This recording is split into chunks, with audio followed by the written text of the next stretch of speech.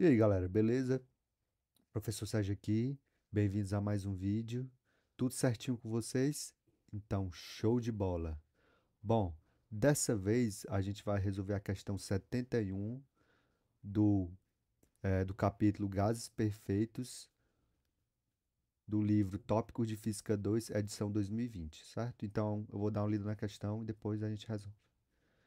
Em um laboratório de física, um estudante realizou um experimento que consistia em pegar um recipiente vazio de paredes indeformáveis, dotado de uma válvula que não deixa a pressão interna passar de um valor limite.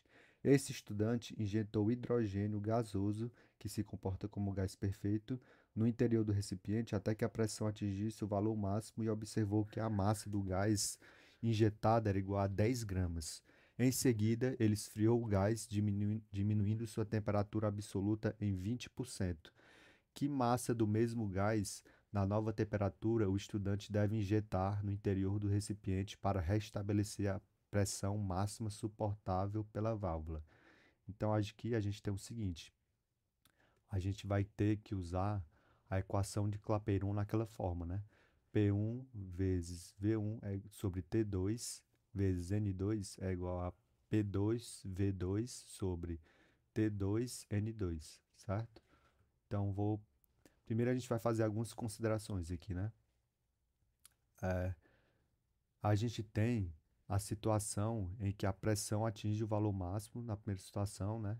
E no final ele quer saber a massa injetada no interior do recipiente para restabelecer a pressão máxima suportável pela válvula. Então, nas duas situações, a gente vai ter que a pressão vai ser máxima suportada pela válvula, né? Então, a gente tem que P1 é igual a P2, que é igual a P, certo? E como recipiente é feito de paredes indeformáveis, a gente vai ter que V1 é igual a V2, que é igual a V, certo? E a gente tem que M1 é igual a 10 gramas, a massa inicial, ok? E a fórmula que a gente vai utilizar é essa aqui, ó. P1 V1 sobre T1 V1, não, desculpa, T1 N1 é igual a P2 V2 sobre T2 vezes N2. A maioria de vocês está acostumado a ver essa fórmula no sem o N, né?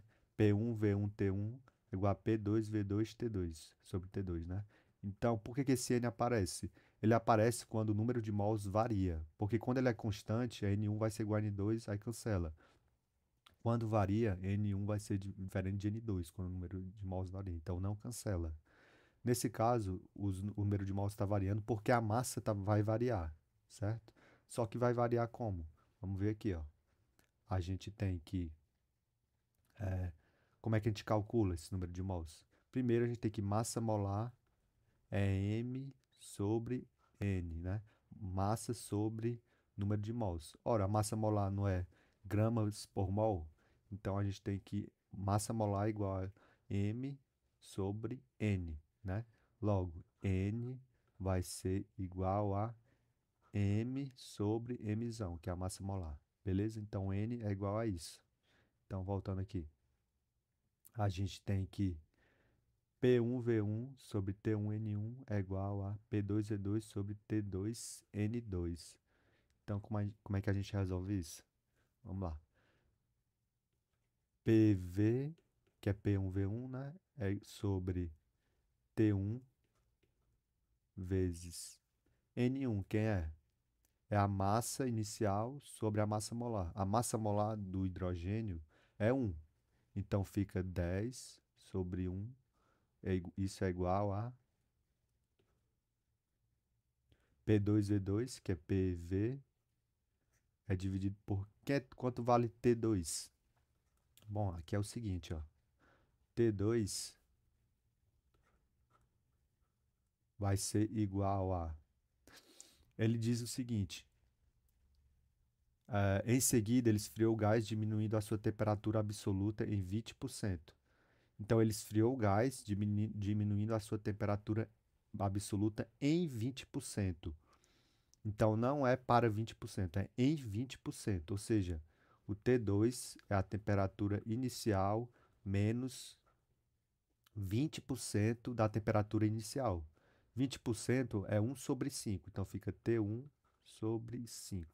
Acredito que ficou claro essa parte, né?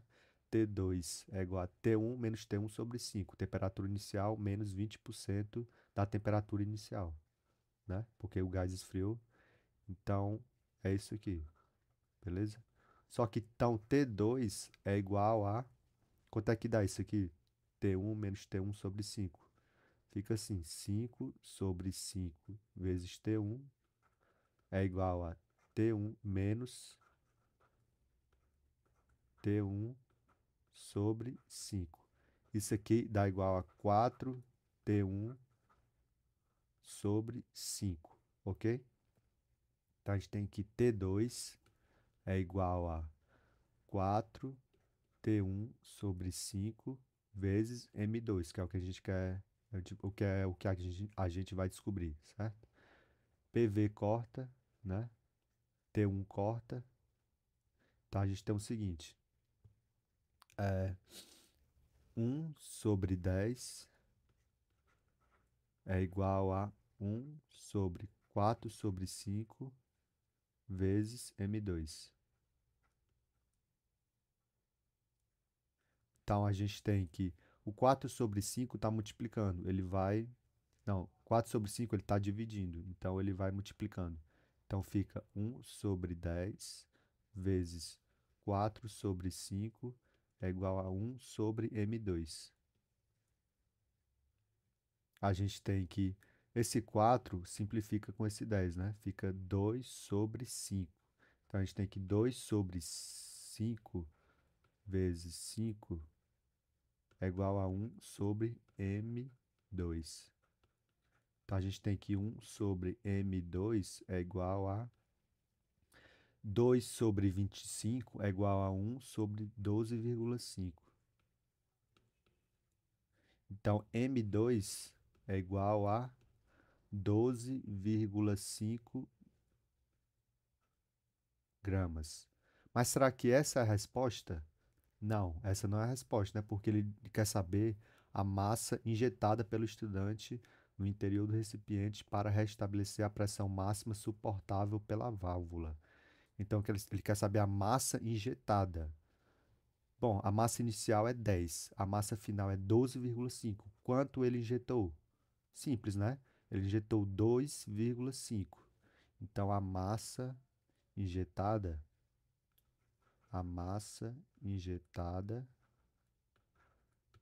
é igual a 2,5 gramas, certo? Então, essa é a resposta. Massa injetada é igual a 2,5 gramas. Bom, pessoal, se ficou alguma dúvida, deixe nos comentários, curte, comenta aí, compartilha. Então é isso. Até a próxima.